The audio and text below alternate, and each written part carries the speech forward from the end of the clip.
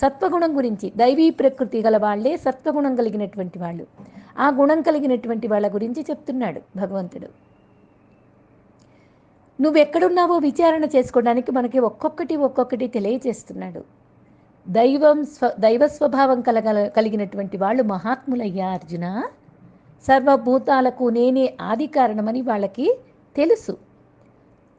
వాళ్ళు శాస్త్ర అధ్యయనం, భగవంతుని బోధ విన్నారు కాబట్టి వాళ్ళు అది అన్ని భూతాలకు నేనే ఆది కారణం అని గ్రహిస్తారు. నేను నశించను అని వాళ్ళకి బాగా విశ్వాసం. కాబట్టే మరో భావం లేకుండా వాళ్ళు నన్నే భక్తి చేస్తారు.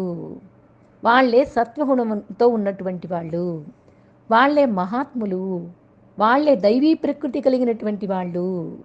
దాన్నే ఆశ్రయిస్తారు వాళ్ళు, నన్నే ఆశ్రయిస్తారు అని చెప్తున్నాడు.